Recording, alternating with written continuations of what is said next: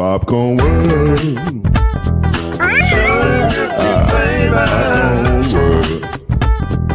Popcorn world. Yeah.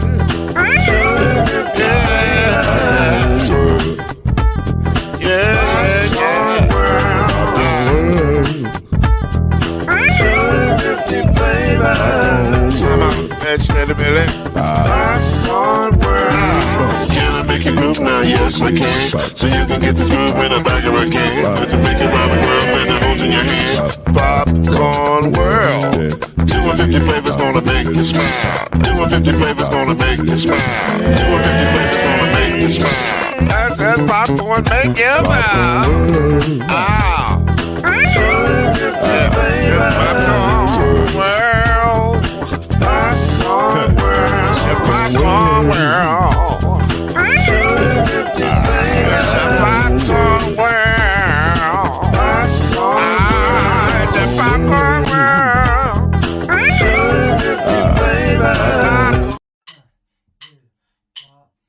You're now listening to BLEAV in the ACC with Heisman Trophy winner and Florida State legend, Mr.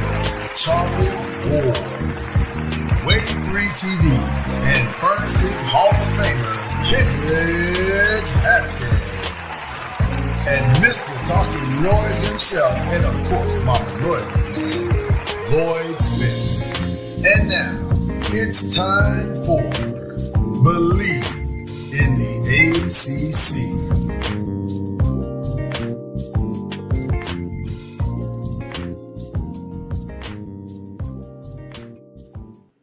We are looking in the face of one of the best tournaments we've seen in a long time, and staring on the eve of possibly the greatest women's weekend we've ever seen. It could be that when we come back next Thursday. We don't know yet, but it has surely set itself up for such a thing.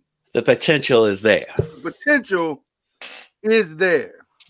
But before we get to any of that, and we first have to say hello to each and every one of you. That's Kendrick Haskins. That's Charlie Ward, looking very contemplative today. Deep in thought. Deep in thought. Not sure what has consumed his mind. I don't know what it is, but I got a feeling the shot clock is always on his mind. Well, the shot clock is always.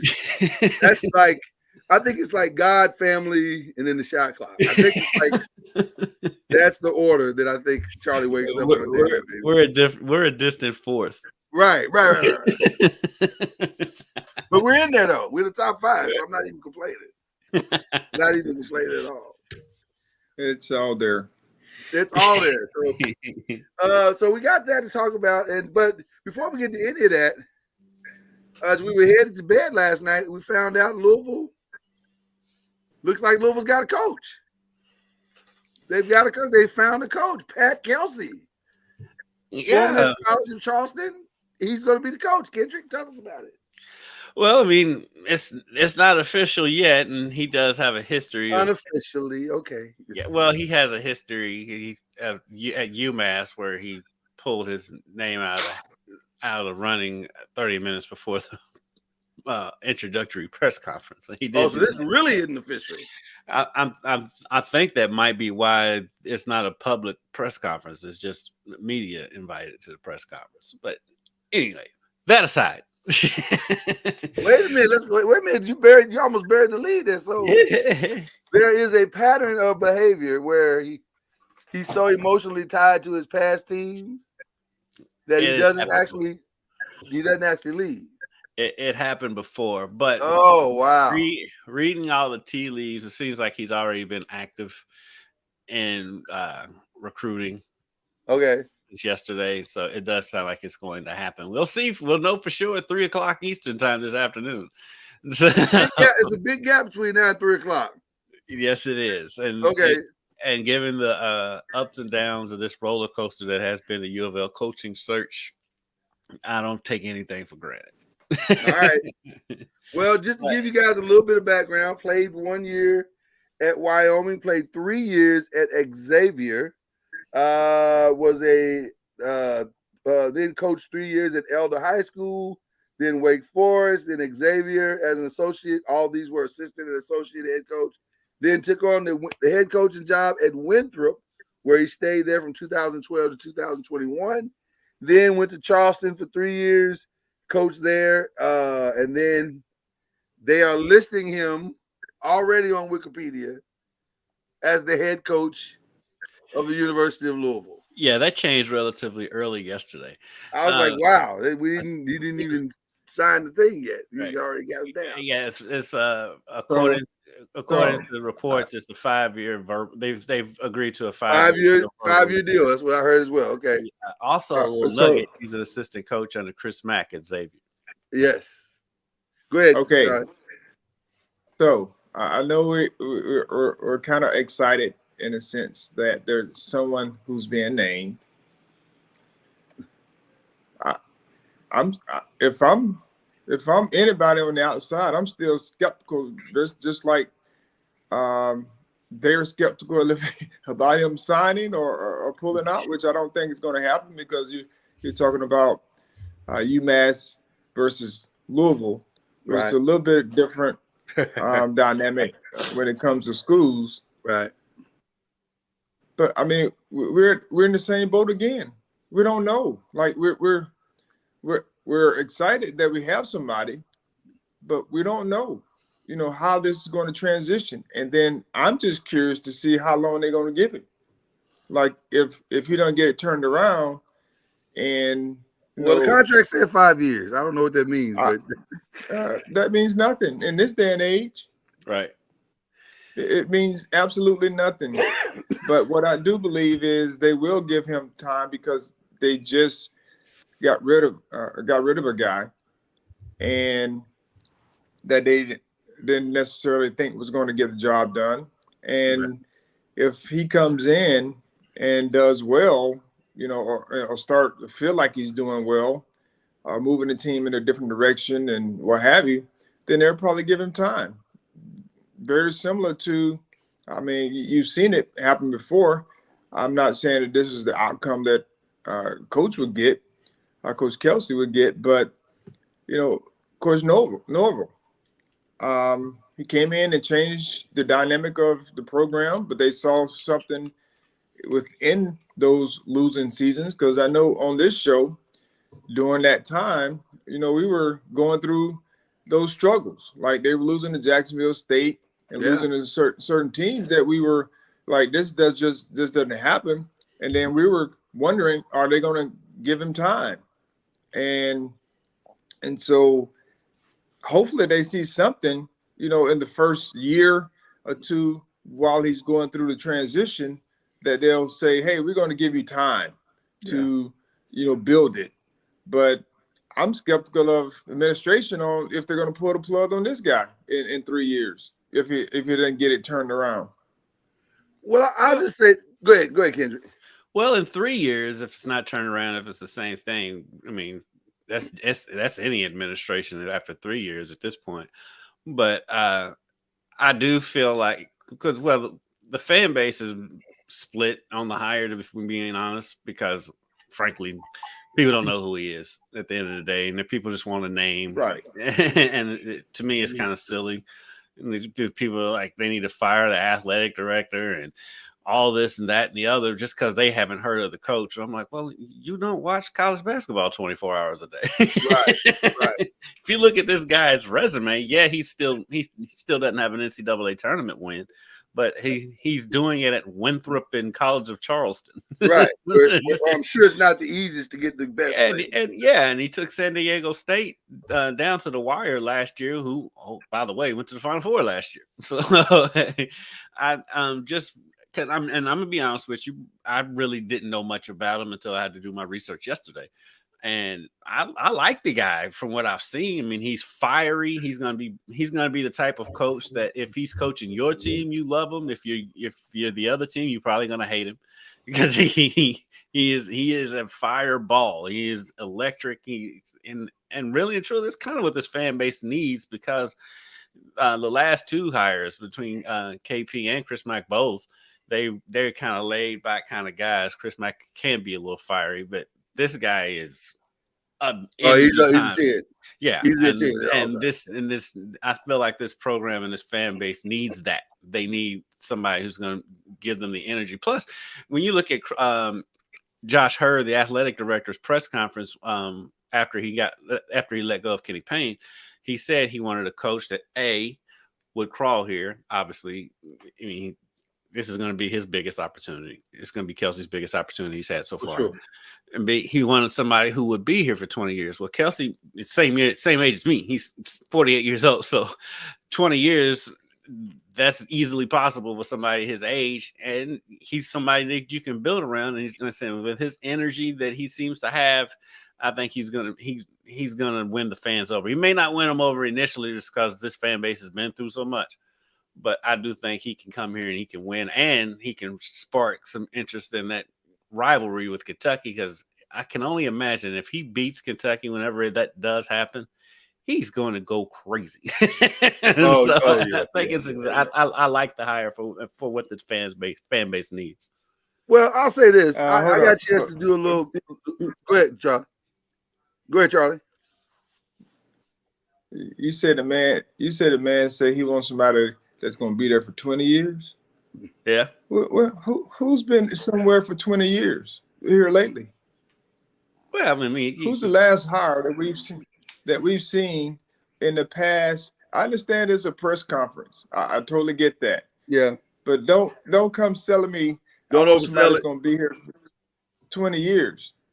Just say I want somebody that's going to be here that want to be here. You know, for 20 years, who's been at a job here recently that someone has hired that stayed for 20 years? Yeah, these days and times. I mean, that's the. Yeah, 5 years. Cal Perry's almost there 20 years now. That's the equivalent, Charlie. That's the equivalent of saying these are the greatest tires of all time. No, they're not. They're just tires. They're just tires. Let's not talk about how great the tires are. We just want the tires to work.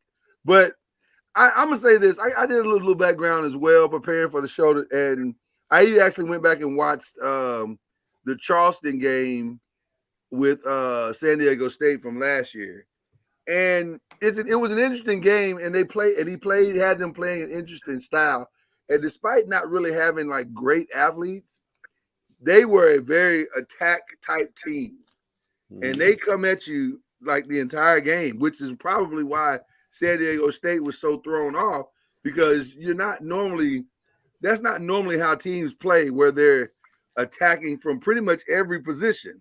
Mm-hmm. So he's not just looking for bigs, but he's looking for bigs that can put the ball on the floor. He's looking for guards that can attack from every angle.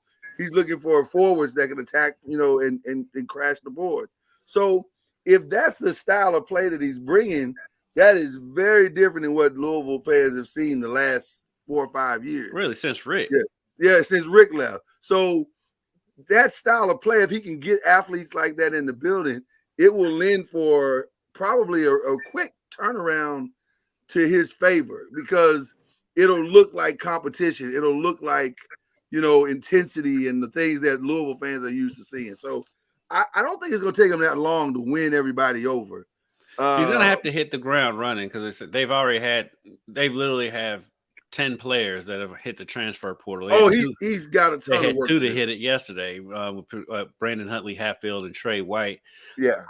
I do, because like Sky Clark, for example, he left the door open to a return. I kind of have a feeling he may stay. I think Huntley Hatfield could probably be talked into staying. And then the local kids, JJ Traynor and Caleb Glenn, I think they could be talked into returning.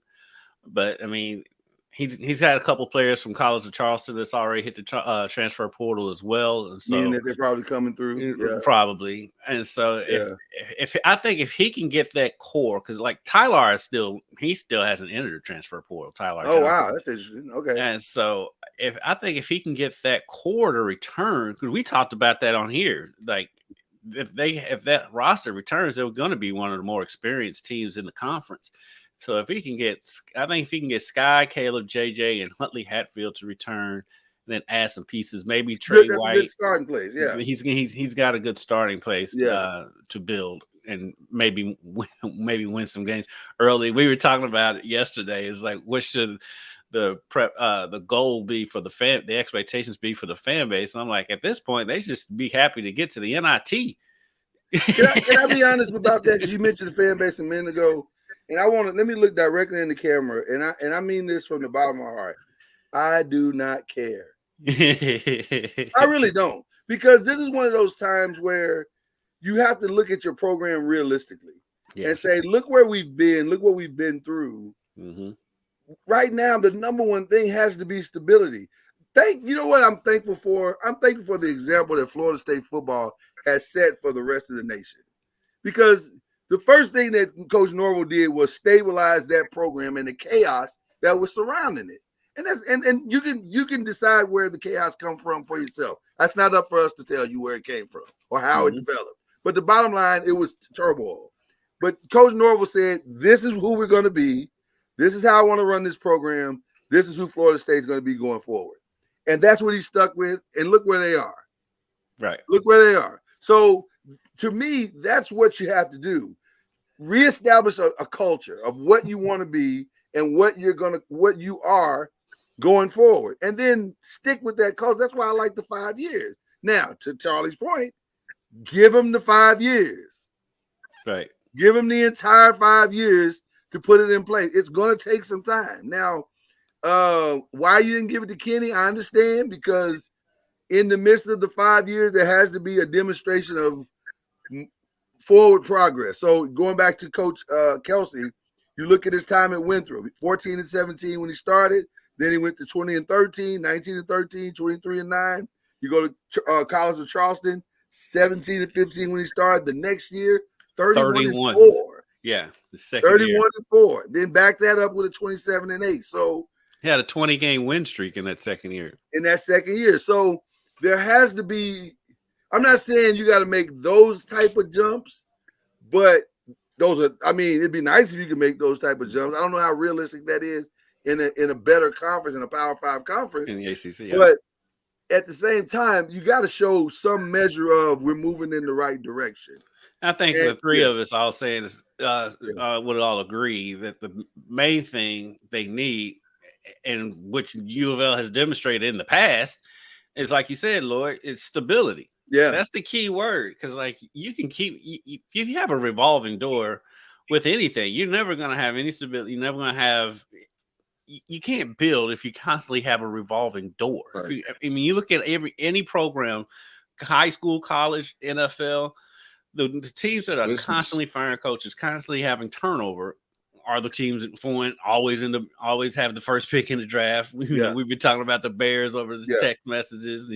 Jacksonville for years. It seems like they have a little bit of stability now, and the Detroit Lions for years. And you look at the NBA, and the teams that are always struggling, the teams that they never stick with anybody. And in even looking at Louisville now, I mean, for all three of us, when we were growing up, for the first 40 years of our lives, there were two basketball coaches at U of L. Benny Crum and Rick Pitino. Yeah. And then, I want to the last 5 years, it's been a revolving door. I want to go back to Charlie's point as well. If you have a revolving door, well, guess what? That's why you don't get a Dusty May.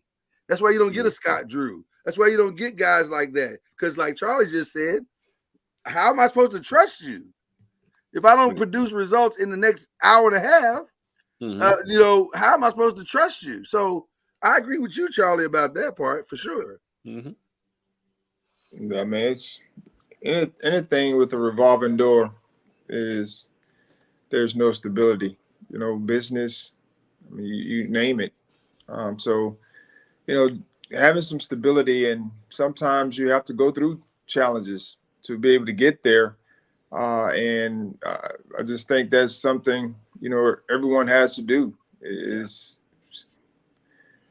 why I always say, man, if you don't understand, we make mistakes, whether it's choosing, coaches, whether it's decisions that we make, and we have to, move on from certain things.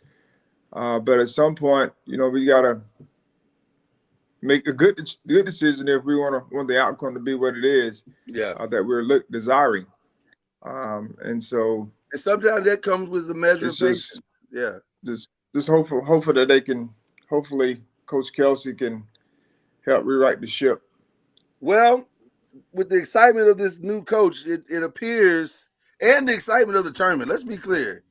It appears that the demise of the ACC has been greatly exaggerated because a lot of people, going in the last couple of years were saying, oh, the ACC is down. It's just not as good as it used to be. And these teams just aren't great and da-da-da-da. Clearly, that's not true. Clearly, that's not true. It's 2 years running on that. 2 years running on that. And let's go by the numbers, shall we?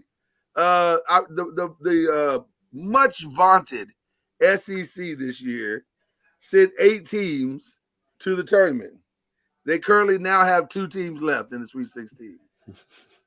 2. And you could argue that one of those teams has maybe a legitimate chance to win it. I'm not sure if the other one does. Like if you would think, like Tennessee. You mean you don't have faith in Tennessee? Is that what I'm hearing? I don't have faith in Tennessee, but a lot of people do. A lot of people have tremendous Tennessee faith. It could be the Tennessee whiskey, but they were consistent. Tennessee's been consistent all year, though. They have, but they're also Tennessee. Yeah, that. I'm just saying they've been consistent all year, which is the reason why, they have a chance. They have a chance to be good at this time. I mean, at this point, there are going to be good games, good quality games, and so anyone can lose. That's very true, as we've seen. Well, that's also true in the sense of the Big 12, who also sent 8 teams and now has 2 teams left. They will present to us this weekend Houston and Iowa State. Now, Houston has a very strong chance to win this. Right. Yeah. And the way Iowa State's finished the season, they have a very strong chance. Iowa State may shock you as well. Right. Yeah. Iowa State can shock you as well. They're playing some good basketball. Arguably the strongest conference, ironically, is the Big East, who sent 3 teams, and 3 teams are still in it. Very top heavy, but very good conference. And St. John's probably should have gotten in. I think they probably would have seen some success if they had gotten into the tournament. Well, listen, I have to agree with you on that. I think you're 100% correct about that. But then there's another little conference called the ACC who sent 5 teams, and 4 of the 5 teams are still in with a chance to win the thing. I would say and shout out to our guy Kevin Keats. Listen, hey man, the job he's doing with the big fella. It makes you wonder, how did you lose all these games? Man of 9 lives. Right, Kevin Keats is a man of 9 lives because you talk about somebody that was about out of there. Oh man, he's gone from fire to hitting $1 million in incentive bonuses. They send him U-Haul emails, right? But this is my issue. Is that the same guy? I mean, we're talking about we just went from he's about to get fired if they don't make the run in the ACC tournament. And now he's helping himself and potentially could get an extension of some sort from this run. That to me is just crazy. Like, you should be able to see what's going on. Like, we talked about injuries. I mean, there are a lot of factors in a season, and sometimes the outcome is not what may have transpired, during the course of the year. And so now he's found a good brand of basketball. The Burns kid, is a nightmare that people have to guard against, and it opens up the floor for everyone else. And so I'm just happy for the guy, but I'm still just trying to, there has to be something that showed the people in the building that was talking about it, or at least thinking about it, why didn't they see this? Like, he's still the same guy, like coaching the team. And he goes from thinking about being fired to, now working to try to get an extension because he's having a great run in the NCAA tournament. I want to stay there for a second, Charlie, because the Burns kid is something. Like, I'll be honest with you, I had you seen the kid, but I didn't know he was this skilled. And now I'm watching a kid, to me, who, if he could just get control of his weight, man, I think I would take him in the second round, stuff him in the G League for about a year or two, let him lose that weight, and then bring him up and see what happens. Because the kid's footwork is immaculate, and his hands are fantastic. He's so quick. Who says he needs to lose the weight? Oliver Miller was a success in the NBA for when he was in there, and he's not as big as Oliver Miller. He's not as big as Oliver Miller. That is correct. I think if he could get down like Zach Randolph did, though, to that playing size, he would be. I mean, he'd be hard to deal with, because he is very, very. He's a Zach Randolph clone. Yeah, he looks just like him. Looks like him. He's just, like I said, his footwork is sharp. That drop step spin, especially to his right, is fantastic. Super quick for his size. So it'll be even quicker with a little less weight. I love the kid. I just think, to your point, Charlie, I'm wondering, did this kid break out like halfway through the season or at the end of the season? Did he just discover himself, or where did this come from? Because I don't remember.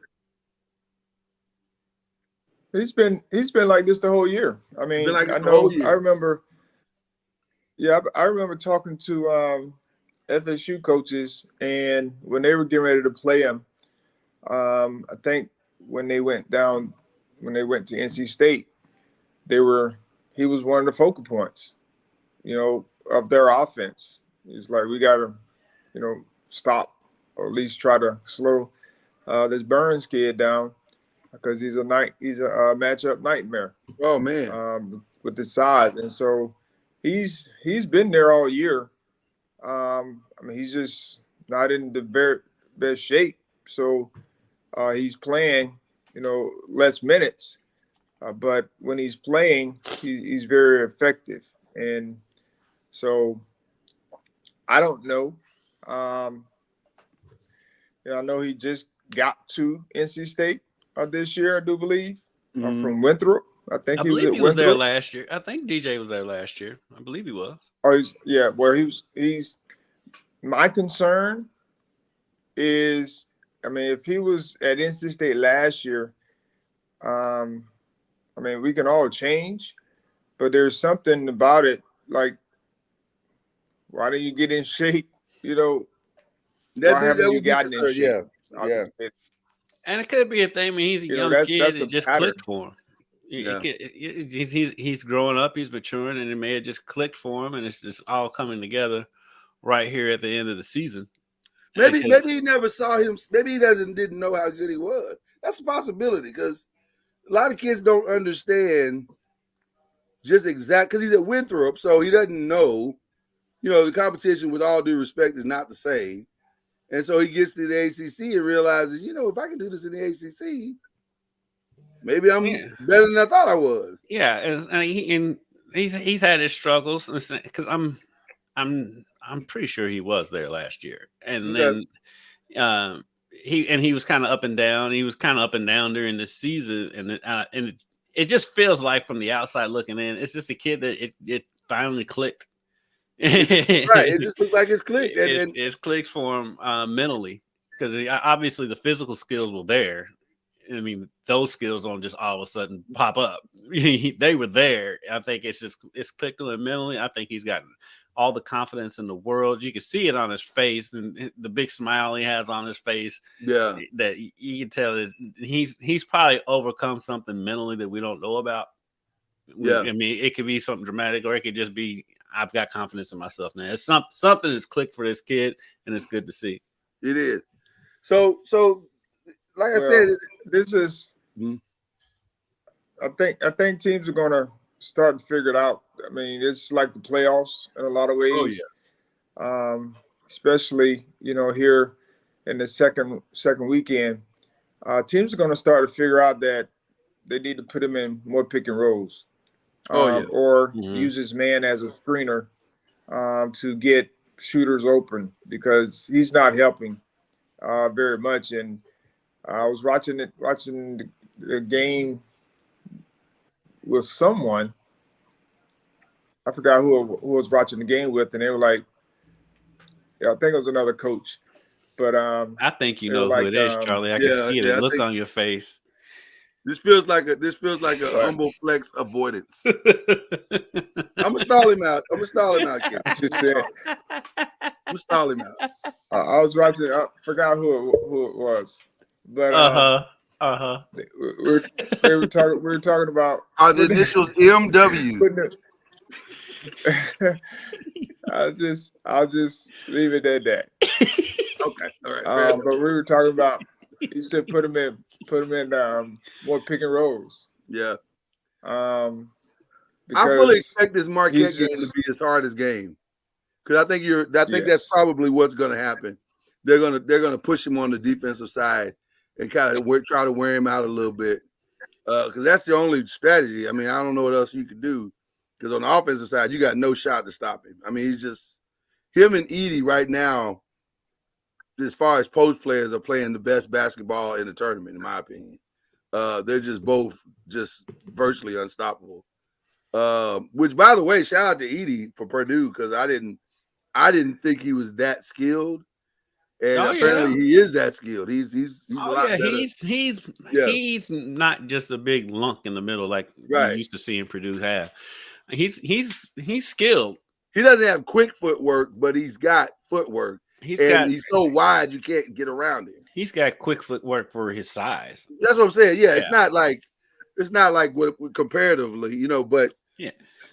I saw that man when I was in Indianapolis last week. That is a giant human being.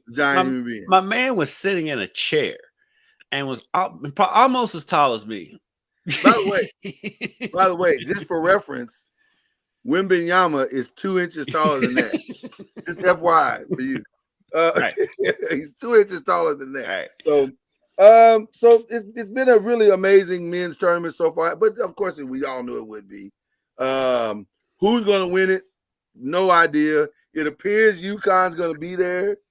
It feels like Houston's going to be there, but we'll see. And then after that, it's a coin toss. Those other two regions are hard to pick. Man, it's a coin toss. But equally as competitive on the women's side.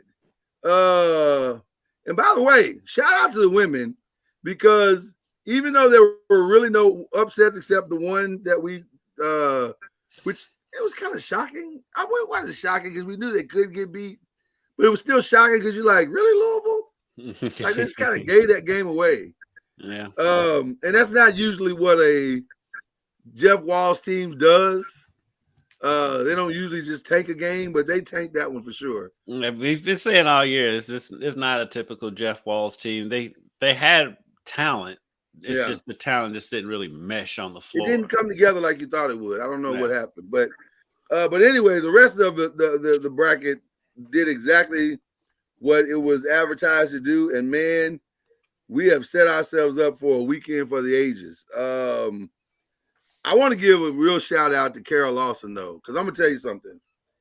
I didn't think they had a snowball's chance in hell to beat Ohio State. I'm just going to be honest with you. I just felt like, and this is no disrespect to her, but it probably is. I just felt like when I watch her coach sometimes, that feels like there's a disconnect between what she's saying and what they're doing. And it doesn't seem like it was coming together. But in that, I watched that entire game, and I don't know what happened, but there are turning points for teams every year where it just seems like everything falls into place. That game, it felt like everybody was like, Oh, that's what you've been trying to tell us. Okay, so do this and do this and do this. They did everything she asked them to do, and they played their tails off to beat Ohio State. Now, can they duplicate that again against UConn? Possible. I don't know. But Page is returned to Page for UConn. Paige, you know what? Paige reminded us that before there was a Caitlin Clark, there was a Paige Becker who was looked at as the best player in women's college basketball. She looks fantastic right now. Yeah. What were you gonna say, Charlie? Carol Lawson, right? Yeah. To me, she's a great coach, just in general. I agree. Just the way she motivates, encourages her players, the lessons that she teaches them, and I thought they were always decent, pretty good this year. I know a couple of times I saw them against Florida State, and then you start to see them gel, throughout the year.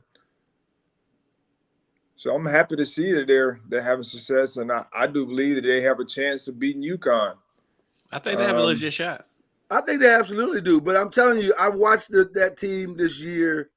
They can be inconsistent. Windows. Go ahead. They can be inconsistent. They could be inconsistent, and it was a weird kind of inconsistency because talent-wise, you could see that the talent was there. And you're going, man, why is this team playing better? Like it seems like Reagan Richardson, the way she played in that Ohio State game, that was the way I figured she'd play all year long and week in and week out. And I don't think that's what they got from her week in, week out. So, but if she shows up like she did against Ohio State, she's gonna give Paige a long day. Like it's gonna be a battle. So they got the talent. It's just I don't know. Sometimes I think I don't know what it is, but whatever the message was on Ohio State, just take that speech, bring that speech to the Connecticut game. You might have a fighting chance. But looking forward to the game. I mean, it should be a phenomenal game. NC State and Stanford. First of all, let's be clear. Stanford escaped Iowa State. Yeah. Because that young lady, Audrey Cooks, I think is her name. Mm-hmm.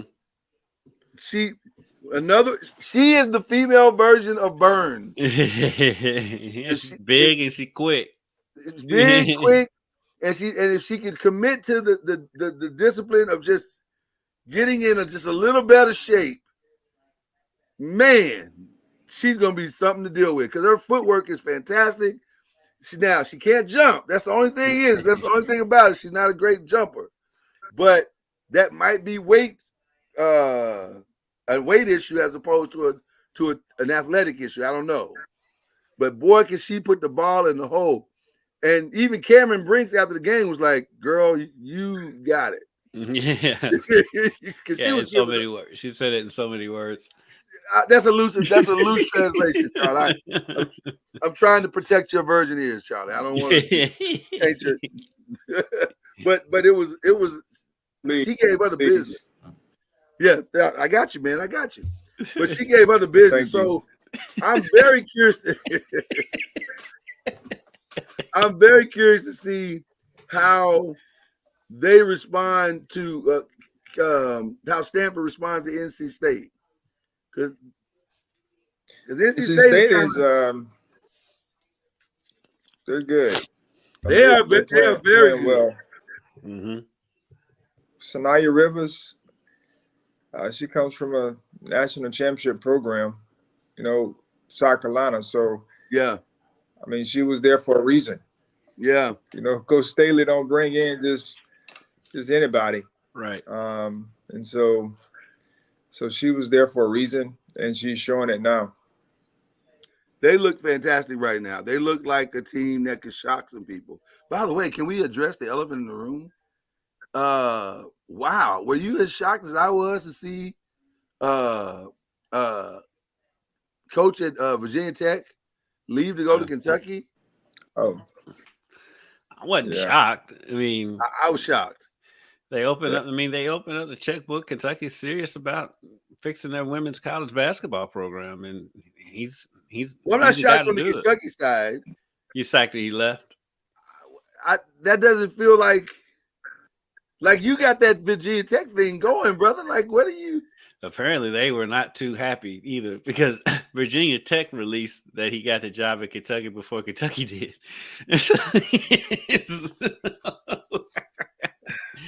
But do you think that was? And I know we're all speculating with this. Do you think that was maybe feeling a little underappreciated at Virginia Tech? Because he's had some success there the last 4 years, 5 years, or whatever. No, it's called Kitley and Amar leaving. Right. Simple as that. Simple as that. Yeah. And I mean, and Kentucky's got pieces. They do have pieces there. Is that a better recruiting base than I'm sure. I'm sure in the SEC. Yeah. I mean, when you start thinking about the SEC, and I'm gonna just say the ACC, but even the Big 12, where Kim Mulkey came from, yeah, they spent a lot of money on their coach to come and resurrect the program in some form or fashion. So he's a very good coach. To get what he got out of the group that he had, they feel like if they give him more resources, then he could potentially, give them opportunity, just like he did Virginia Tech. But the thing is he got to compete against South Carolina every year. He got to compete against LSU.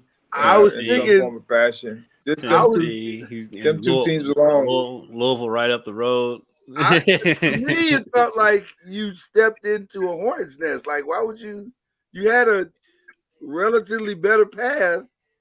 I don't know. I don't know if it's a better path or not, because the ACC women is hard. It's a hard path. They're both. I mean, they're probably the two top conferences in college basketball right now. Right. Go top to bottom. But I say, like Charlie said, Kitley's gone. Kentucky probably opened up the checkbook, I'm sure, because we still haven't gotten the details on that. I think there was supposed to be a press conference today, but I haven't heard if they're still doing it or not. With U of L announcing their coach today, it's probably going to push it down a day or two. Push it back, yeah. But I think it's as simple as his best two players are out the door, and Kentucky's got a big checkbook. Yeah, I am very conflicted in my my wants and desires as it relates to the women's tournament, because there's so many phenomenal potential matchups here. The only one that I'm completely convinced that I want to see is South Carolina and Notre Dame. So I'm gonna need Oregon State and Indiana to step aside and let the Hey man, I'm telling you, Indiana's gonna give South Carolina problems. I'm not saying I think Oregon State's gonna give Notre Dame some problems. Oregon State's got a lot of experience, and I think at some point, experience. Surely Hannah Hidalgo is going to show up to one of these games, and experience is going to give her some problem at some point. I gotta believe that. Now it hasn't happened yet, but I gotta believe that. Because it happened to Juju last weekend. I think that was the only reason Kansas was in that game for the first 3 quarters, is because they had more experience than USC did. And then Juju said, I'm kind of sick of this, so I'm just gonna go ahead and put y'all away. She's so good. It's like she's so good. And the thing about her too, she's got deceptive size. She's bigger than you think she is. She really is. Yeah, she really is. She is so fun to watch.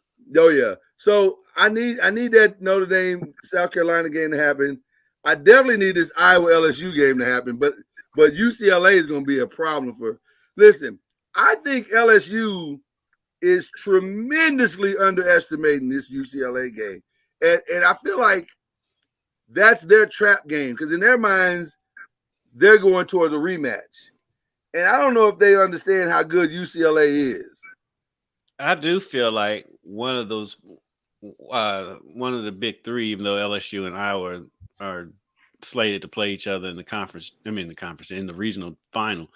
I just feel like one of the big three, South Carolina, LSU, or Iowa, is going to get upset before we get there. Well, Iowa escaped. Let's be clear. Iowa escaped Iowa West skate, Virginia. yeah. Iowa is For yeah, sure. yeah. If that game wasn't in Iowa, they may have lost that game. If it was a neutral court game, Well, I think the crowd helped them get over no, the it wasn't the top, crowd. but No, the crowd. It wasn't the I crowd. was No, being nice. The Being crowd nice. is gonna be wherever Iowa is. It was Yeah. it was the 9 fouls that got called, unbelievably called at the end of that game. Like we get it. He The gets a TV lot show of is calls. Iowa. We got it. But Right. let's not make it that obvious that the TV show is Iowa. So If there's one sport that can't hide it because the referees are inept to hide it, It's women's college basketball. It's women's college basketball. The referees, sure. woo. for sure, Colorado will give Iowa some problems though. Yes, they will. They will give. They're gonna, They are and they're capable of because beating they already talking trash to Caitlin Clark, trying to get in her head, and I And think I that's going to be her undoing is players talking trash to her because she is super emotional. I was just gonna say, I think the Achilles heel of her is that she can get kind of bratty. Mm-hmm.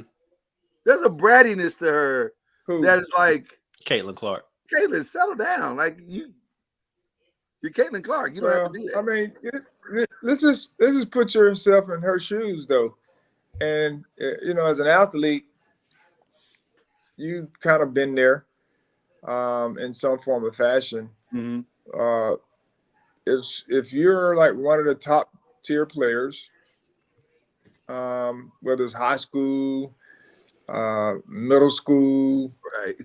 college, whatever it is, people, especially if they want to stop you, they're going to talk trash to you to try to get in your head, like you just talked about. Oh, let's just take it to the playground.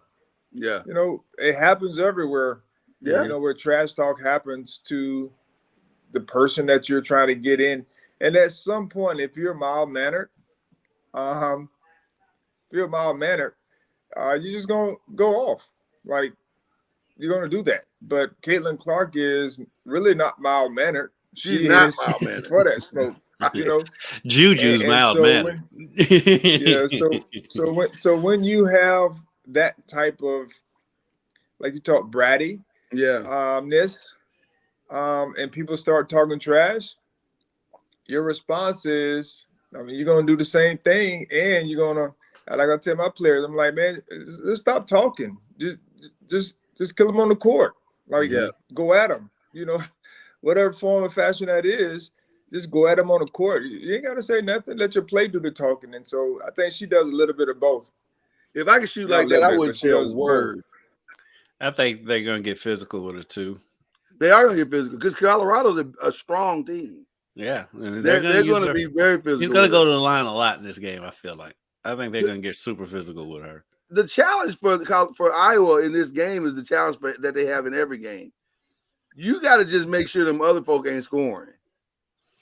That little guard, what's her name? The little guard for Iowa, Morton. Morton. The little blonde-haired girl. They're all blonde-haired girls. Well, she's tan. She has a tan. Okay, I think it's that sets her apart from everybody in Iowa. Yeah, I think her last name is Morton. I think she's kind of the glue for that team because she can score if she has to, but she does all the little things. She gets the assists. She gets on the ground. She'll get dirty and like she doesn't look like it. She doesn't look like the right. She's gritty. She's very gritty. Number 24. Yeah. Yes. She's very gritty. She'll stick her nose in there, but I see that game against West Virginia. I don't think she scored. She didn't score. She did all the little things that you needed. She didn't score, and they interviewed her after the game, right? Because she does all the little. She's the well kept secret at Iowa that kind of makes that machine go. Other than Caitlin. All right, so gentlemen, I got to ask: when we return on next Thursday in the women's game, who will be in this Final Four. I think South Carolina will be there. I was gonna say we can go game by game if that helps. Yeah, let me pull up a bracket. Yeah, we want to go. Let's just go game by game, and then that way it'll make it a lot easier for everybody. So we got South Carolina, Indiana. I think we can probably all agree that's probably South Carolina. Yes. Okay. We got Iowa, Colorado. I'm gonna say Iowa, but I'm gonna be honest with you, I'm not as confident. That's the game I think I can see the upset happening. I'm going Iowa, right? But I can see that upset happening. I'm not confident. I think Colorado's gonna give them everything they can stand. And I would agree. Yeah, and I'll even go this far. I would pick Colorado. Go ahead, Charlie. You'd pick Colorado, okay? I'll Colorado. And I'll even go this far. They've been on this stage. Who did they beat? Right, they beat LSU to start the season. I mean, Colorado's not scared of anybody. They're not scared of anybody, and they beat LSU, right? And they would like nothing more than to shut Caitlin Clark's whole thing down. Mm-hmm. So that's gonna be an interesting game. I might circle back for that one for the upset too, Charlie. I'm really on the fence with that one. But okay, Oregon State, Notre Dame. I'm gonna say Notre Dame, but again, that's one of those ones where I gotta believe at some point the reality of the circumstances have to show up. Like Hannah is playing out of her mind, but it's like, how much longer are people gonna let one player beat you? It's not one player. That's the thing, though.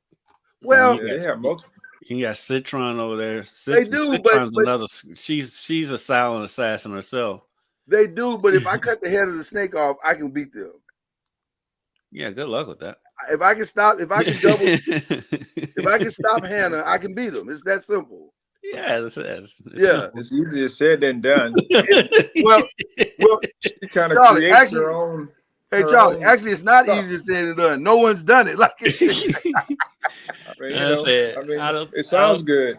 It sounds great. I don't think the situation is going to ever get too big for that young lady. Well, listen, I'm picking Notre Dame, but Oregon State has the components to do it. I just don't know if they can. If Notre Dame loses, it's not going to be because the situation got too big for her. I have to believe that as well. LSU and UCLA. That's another one. I'm going to go with the upset. It's too much nonsense swirling around LSU right now. What Mulkey? I know they got a lot of stuff going on.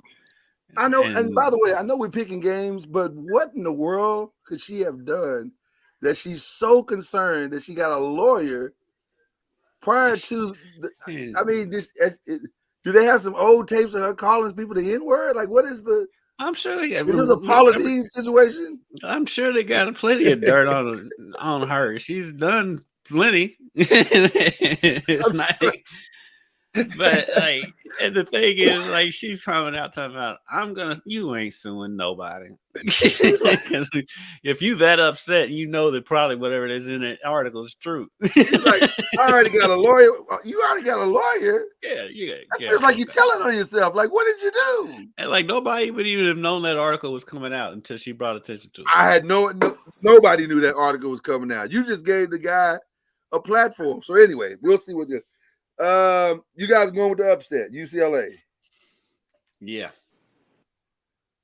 Plus, I mean, LSU just seems off. Just something seems off with them. And they got it going about midway through the third quarter in that last game. But just something just seems off with them. Middle Tennessee was weird I can see them team. losing. I can definitely see them losing. Now, I do was laughing because, everybody made a big deal about Angel waving goodbye to the Middle Tennessee player that fouled out. And I'm like, the last game when Middle Tennessee beat Louisville, the whole team was out there doing the L's down thing in the middle of the floor. Right. Give me that. I have no sympathy for that team whatsoever. No. Zero. So right. Take your L and go home like everybody else.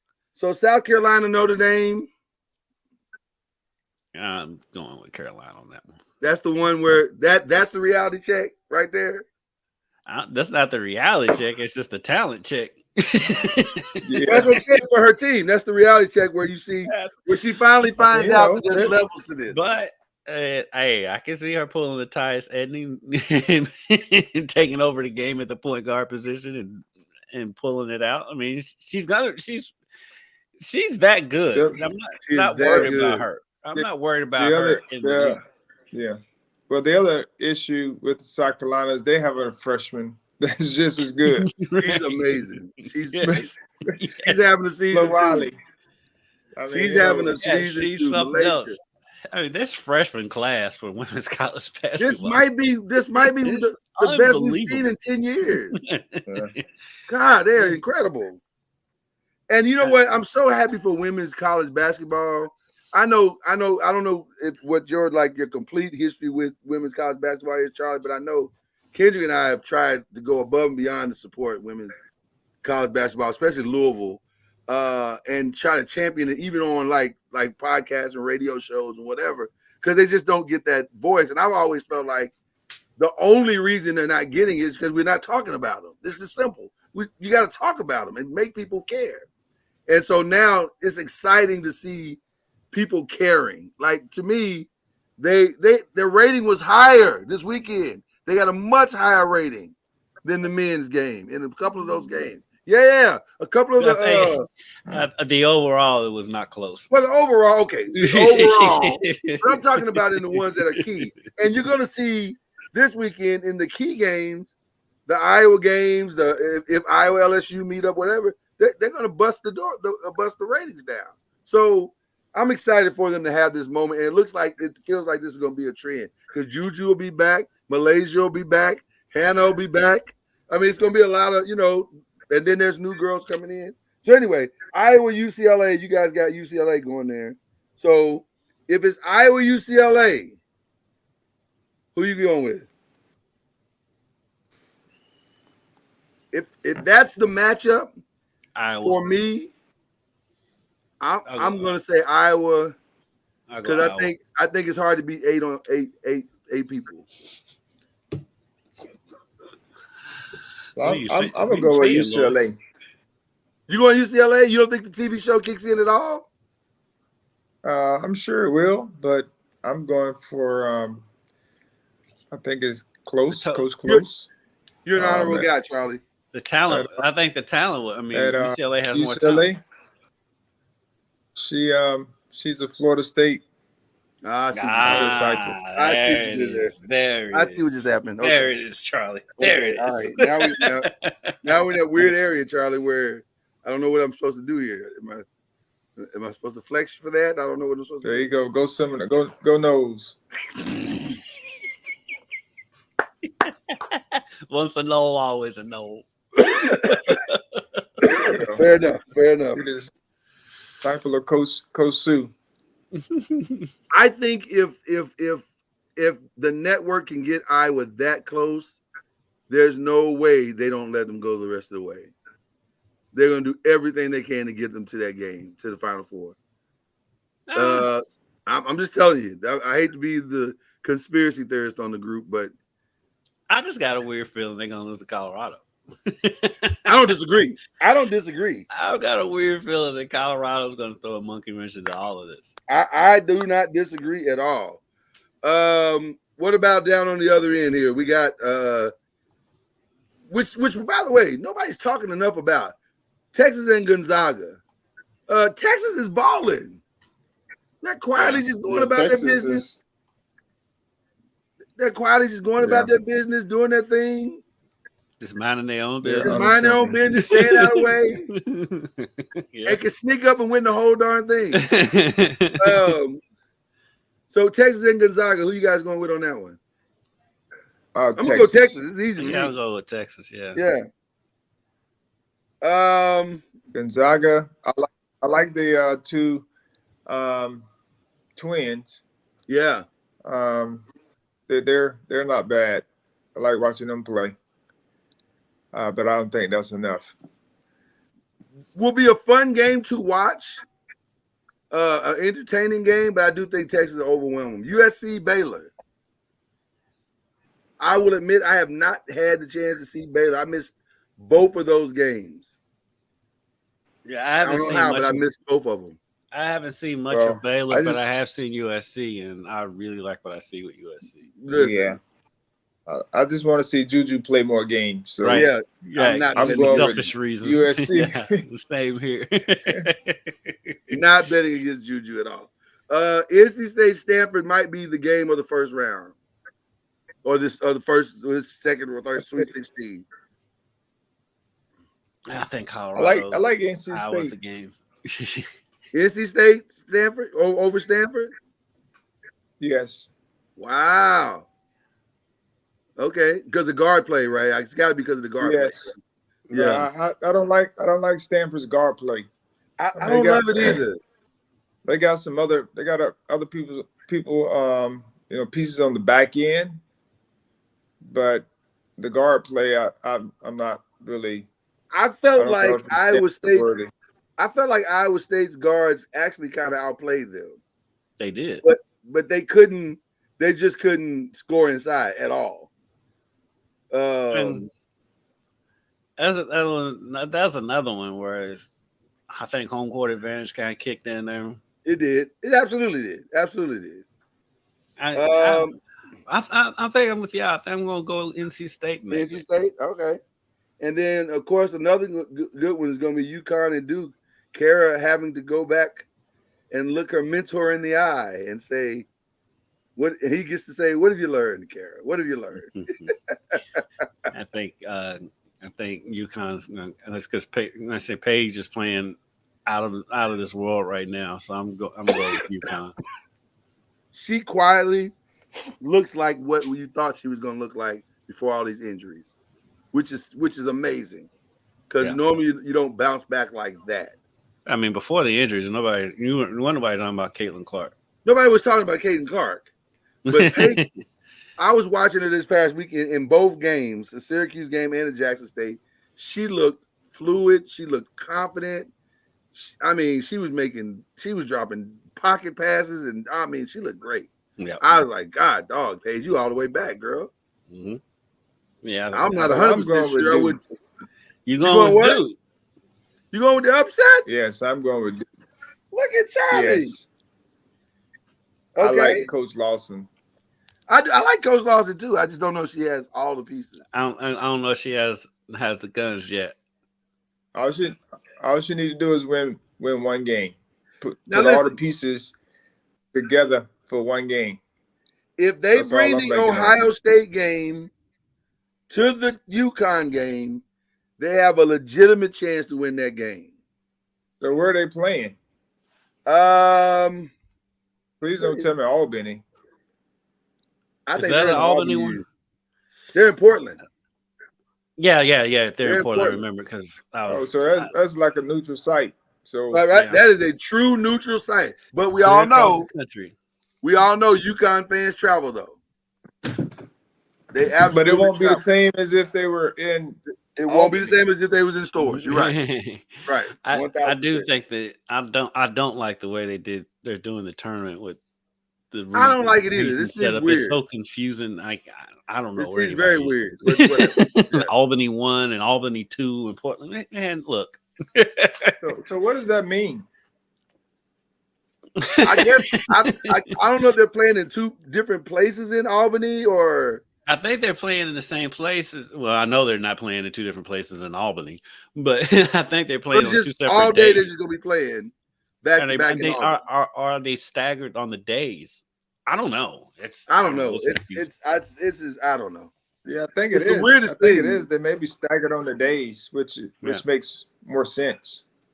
If they're playing in the same venue, then I could see staggering the days where you have 4 games on one day, 4 games on the next day, or Mhm. Why are we whatever it being is. cheap? Why are we being cheap with the women? Why they I can't think go it's do 4 the- different regions like the men? It's an attendance thing, Yeah. but Can I just be honest? So Okay, give me. But they put the places like where nobody. Albany. Right. That's, Let it put in places I like was gonna say, Albany. That's simple. can y'all give me a minute to rant a little bit? This makes no sense.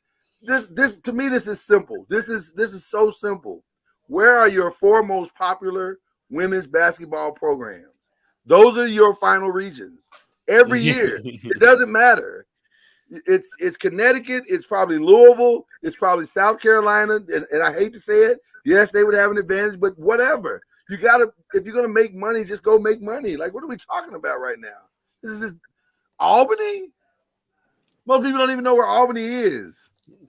I've been there. Is it a nice state? Is it a nice arena? Yeah, it's fine.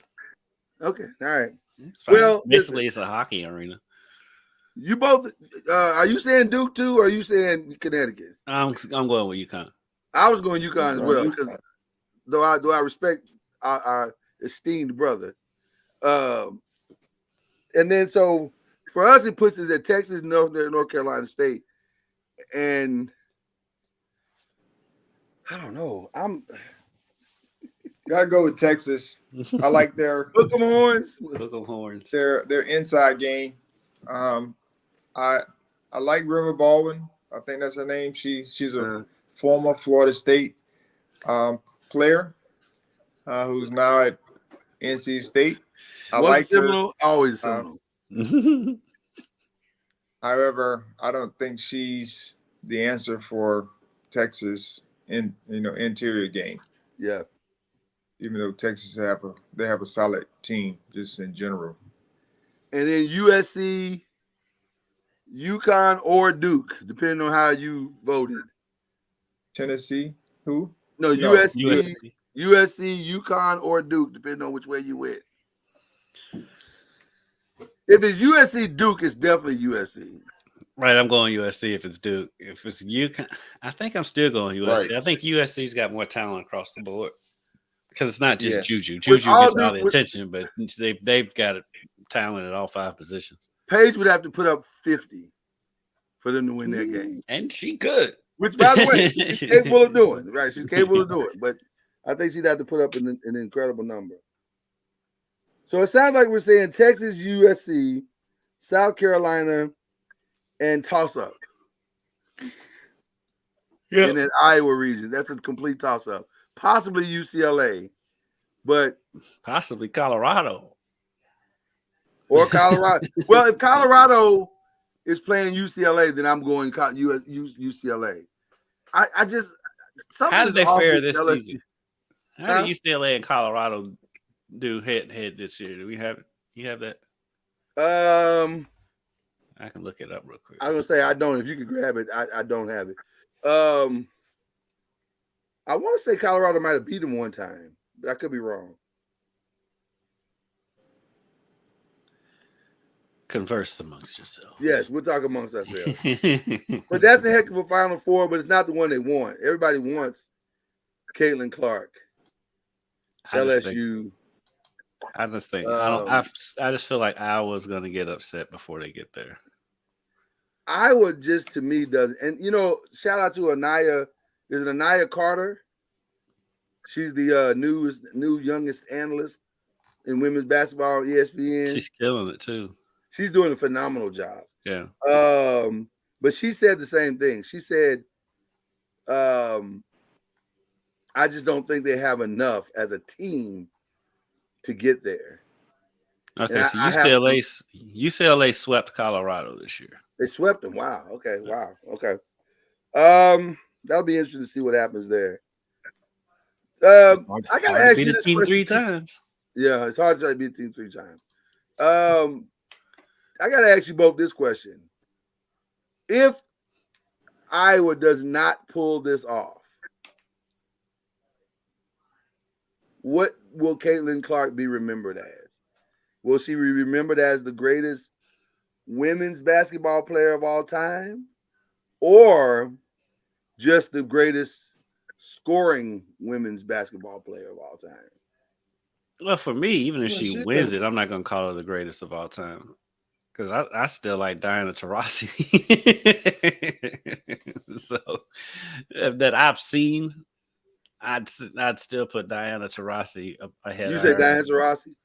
See, ahead of Caitlin, and I think I still might put Cheryl Miller ahead of Caitlin Clark. I'm gonna be honest with you. I'd put Brianna Stewart ahead of. You and I watched Brianna Stewart come into the Yum Center and look like unstoppable. I've never seen anybody play like that in my life up close. Like she's incredible. So I don't want to be a prisoner of the moment. Right. And I don't want to get caught up in stats. I think don't get me wrong, she's phenomenal. She is phenomenal. She's easily top 5, top 10. But number one, I can't. But a top 5, top 10 what though? A top 5, top 10 what? Player. She stats. That look on Charlie's face says he don't buy none of that. So Charlie, where would you put her? Right. I mean, she's a top player. What though? I'm not a big believer in like who's number 1, who's number 2. I mean, that's all subjective to a person's opinion. True. You can look at numbers and all those types of things. I just like to say, hey, these are the great players that we've had. I mean, I've always been that way. I mean, we keep trying to give people top, and I understand it's all personal opinion. Those things, happen. Everybody wants to be, in the mix. Yeah. But I just say she's one of the great players that we've had in women's college basketball. And, she's up there with the Cheryl Swoops, Cheryl Millers, Brianna Stewart, down to Taurasi's, all these great players we've had, over the years. And even if she doesn't win a championship, that still doesn't put her like below, all those players that I just named. So you're not going Jay Williams? No, I'm not going like I'm not sure what he did, but I just think she's increased the viewership of women's college basketball. Right. If we go in impact, couple of years. Yeah, if we go impact, she's probably the most impactful player, arguably ever. It's hard to argue against that, especially, and she did it at a time when it was needed most. Yeah. She did it at a time when it was needed most. But you could argue that same thing about the confluence of the moment, because you could say South Carolina as a team is the most impactful team ever. You could say LSU and Angel Reese and the controversy and taking on the villain role has been impacted. It's all kind of worked well together. It's just a really good time for women's college basketball. So, all right. Well, listen, again, going to be a fun weekend. The men, who knows? Who knows? Who knows? I don't know. It's been fun. It's been a fun term. It's not the best played. It's not the best played basketball I've ever seen. No, not at all. But the Houston game looked like a battle royal. We've had some really good games, though. Yeah, absolutely. Yeah, they were super competitive. And, absolutely. And it's fun. We've had quite a few overtimes. I'm excited for tonight. It starts back up tonight. I think I think March Madness as a tournament is pretty impossible to be bad. Like it's gonna be good. You're gonna find some good games, and it's gonna be good. So tonight will be good. The game start. What time the game start? 2:30.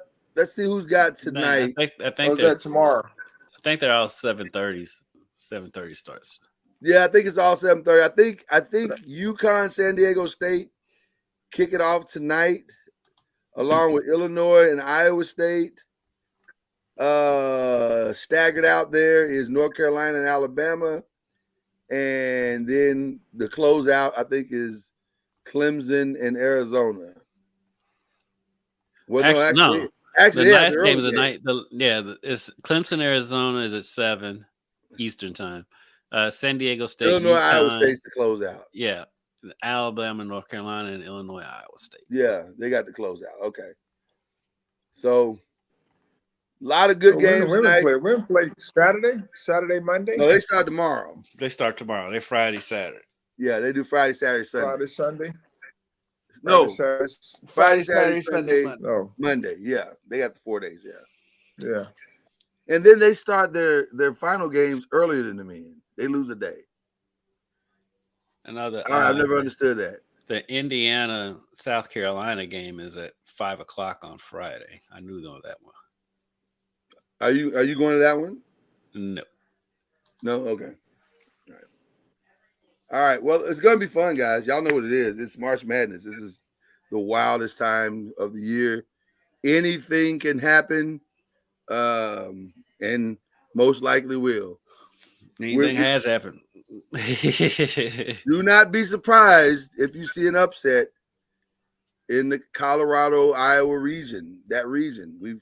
We warned you several times on the show today. Both of those games could be upsets. Both of those games could very well be upsets. So, I don't foresee any upsets in the men's other than possibly the NC State Marquette game. I can see that. That could be an upset. Also, I'm going to say another game, the Gonzaga-Purdue game. Because Gonzaga is playing with house money, and this is the first time in 3 years they've come into the tournament with no pressure. This is one of the more balanced Gonzaga teams too. I saw them. It is, and they can shoot. When they played in Lexington this year, when they won that game at UK. That's one thing that stood out about me is like they can score from all 5 positions from anywhere on the floor. I mean, they're going to be a tough out. It's not the typical Gonzaga team, but I feel like there's one of the more balanced Gonzaga teams that we've seen. I think they're going to let Edey do whatever he does, and they're going to try to shoot that game out, and make Purdue try to score at places that they've never scored before, and see if they can keep up. Which I'm not sure Purdue. Well, they put up 106 against Utah State, so we'll see, we'll see how that works. I don't know if it's going to work, but I mean, this is not your typical Purdue team. This is a really good Purdue team. Yeah. So shout out to Trey Kaufman-Wren for Purdue. He played his high school ball at Silver Creek, which is right across the bridge from us. Do you guys see any other upsets in that first round? UConn, San Diego State, Houston, Duke, Illinois, Iowa State.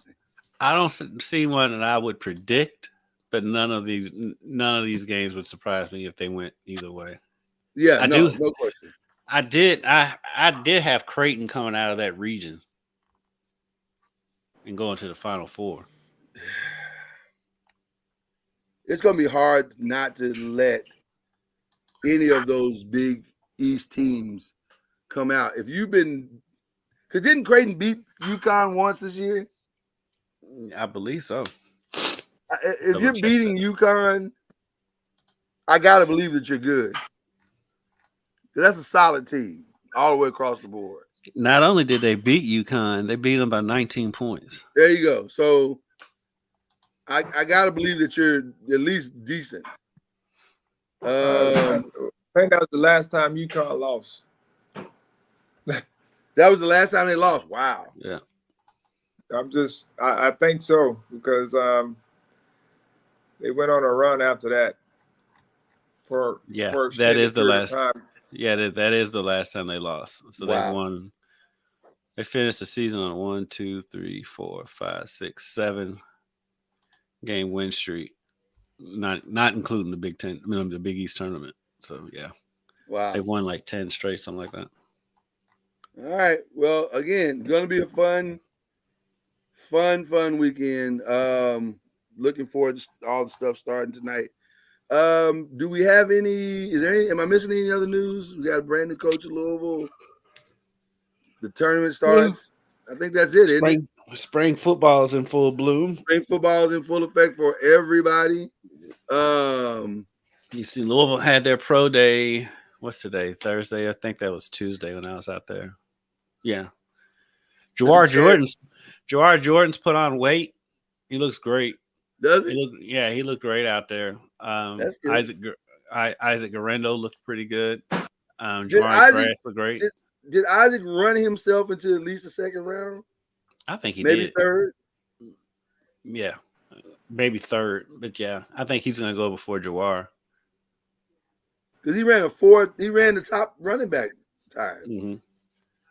Yeah, Wow. but yes, a lot of New York representation at U of L's pro day. Both the Giants and the Jets had a heavy contingent there. It was weird. At the U of L thing? Yeah, and Steve Smith was there, the former Carolina Panther. I'm going to be honest with you. I'm not that surprised by it because I think they want shiftier backs going forward. With all due respect to Saquon, I think they want shiftier guys. When they got Devin Singletary, that told me that they're going to run a whole new thing. They're not necessarily just looking to have guys run through the tackle. They're looking to do something different. So it's going to be interesting to see what they bring back this year. Yep. But it's going to start with whoever they take at quarterback.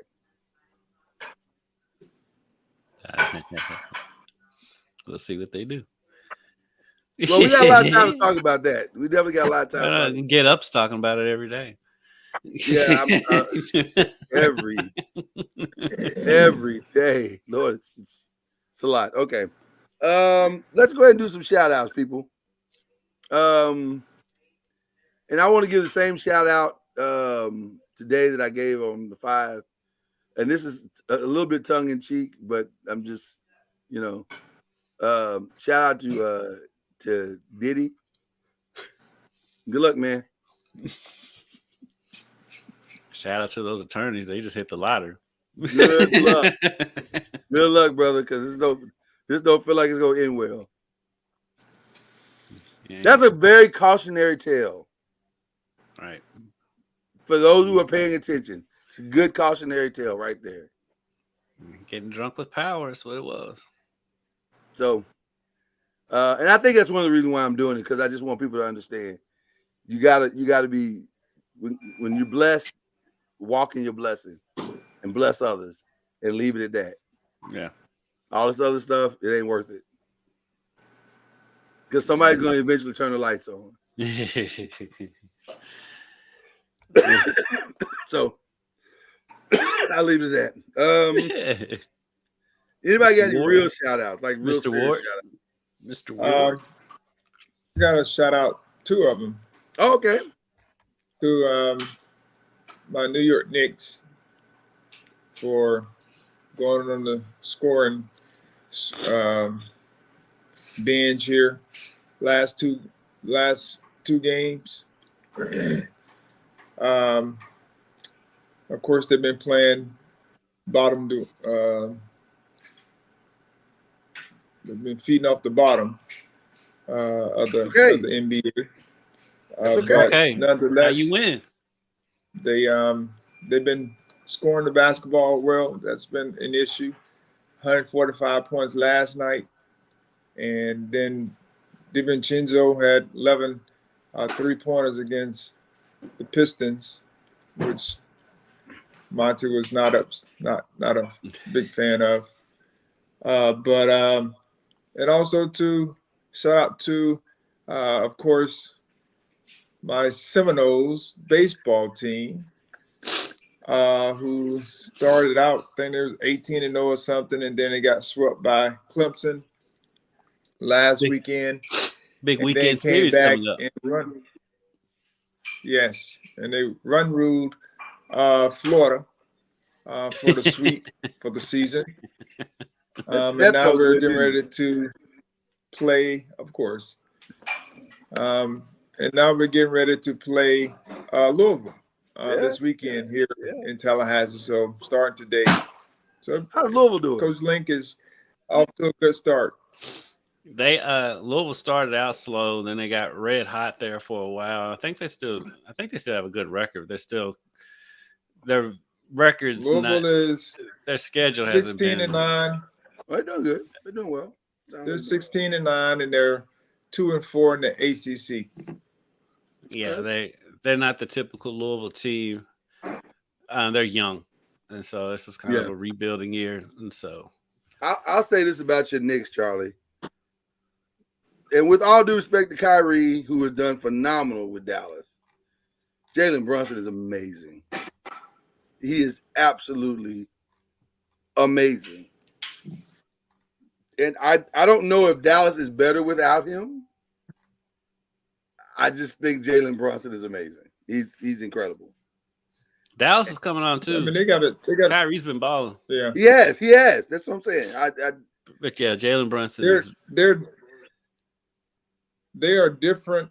They're the same player with different outcomes. Yeah.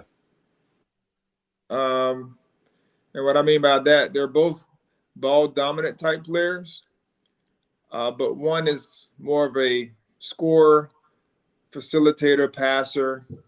The other one is purely get score. buckets. Right. Purely score. Yeah. But my God, hey, Charlie, but my God, can the man score? Man, that man can get buckets. He is something else. He's a show. Right hand, left hand, it doesn't matter. It does not matter. He is a show. All right, Kendrick. Aside from a brand new coach, who you shouting out? I'm gonna give a shout out to Sacred Heart Girls Basketball. It's been a couple of weeks since we had a show, but they became the first high school team in the state of Kentucky to ever win 4 straight titles. They pulled off the 4-peat. They had their celebration yesterday. Zakiya Johnson is probably going to go down as the best high school player to ever come out of the state of Kentucky. She's got another year left. she's a junior. And so, but it's going to be interesting for her next year because her 2 main guns that run the floor with her will both graduate. Reagan Bender, who's committed to U of L, and Angelina Pelayo. I'm not sure where she's going, but they still have Z and they still have Tootie. Tootie's the next thing coming. Tootie Jordan, she's a freshman. They've won 73 straight games against teams from the state of Kentucky. Oh my goodness! So not only have they 4-peated, they don't lose they to the state of Kentucky. They should be fine. They should be okay. Yeah, so shout out to them. That's amazing. I give a shout out to Evangel. They went a lot further than people ever thought that they would go, and had a really, really good team. Had a really, really good team. Yeah, really good team. So we give them a shout out as well. But selfishly, I'll admit this. I want to give out a shout out to my Lakers, who are playing some really good basketball right now. That was a fun game the other night against Milwaukee. That Milwaukee thing, I'm gonna be honest with you. The first time we beat them, I think they didn't have Giannis. Right. And this time they did, and we still beat them. That was impressive. And we did that without LeBron. So now we're on a 5-game winning streak with the potential to run it up a little bit more. Austin Reeves was we're balling in striking distance of the 6th seed now, which is interesting because I think the 6th seed is the target. The 7th seed is probably where we're going to land, but the 6th seed is the target, obviously. And then my final shout out is to the patience of one Stephen Curry. Lord bless that man. God bless you, sir. You have, as the Bible says, you have the patience of Job. He about lost it last night. He felt it a little bit. Yeah. He felt it a little bit, which I completely understand. Understand. But Draymond got kicked out again in the first quarter, and like Steph was clearly emotional about it. I mean, he was just hot. tired, man. You could tell he's emotional about it because he's just tired of it, and it's like, we're not gonna do anything with this man on this team. It's like your brother. He's just like, it's like time has come. And so like he hit a dagger last night. You know, he did the night thing all the way down, and he was like super emotional. He's kicking chairs and everything after the game. He was that was as emotional as you've seen him. Yeah, since they won the title. And so it's a lot. It's a lot, and I understand. What did he do? So I think he's about at his wits' end with Mr. Green. Yeah, no question. And I think And it's they a are. real. Stop. I just think he just wants it to stop. Like, can you just stop? Can you like stop getting ejected? Can you do that for us? Just do that. Yeah. And I think there's some of it may be a realization that their title run is probably over. And because he's fine, but Draymond's game's not aging. Clay's game's definitely not aging. And while Steph seems like he's still getting better, does he want to go through a rebuild? Yeah. Well, then there was no Kuminga last night too. That probably frustrated him as well because he knew he was going to have to take the lion's share Against the good Orlando team. Orlando's against good. a very good Orlando. Yeah, team. they beat them, but Orlando's very good. Yeah. So they got the Florida sweep last night. they did. All right, people. Enjoy your weekend again. Have fun. Remember the reason for the season. We say this for Christmas and Easter or Resurrection Sunday. Remember the reason for the season. The Elite Eight. That's not where I was going. It's not where I was headed. Remember the reason for the season. A guy got up for you, so just remember that. He got up for you. Call him Jesus. Okay. The Elite Eight Sunday too. Elite Eight is Sunday, but also Jesus got up for you. So, yes, he got up. Rose up for the Elite Eight. Y'all have a good one. Hey, even he had to get up to watch the Elite Eight. You can do that when you finish your work. Right. He was done. It is finished, as he said on the cross. Yeah. There you go. All right. Enjoy yourself. We'll see you next Thursday. We'll have a Final Four to talk about and all kinds of other great stuff. So there you go. Peace.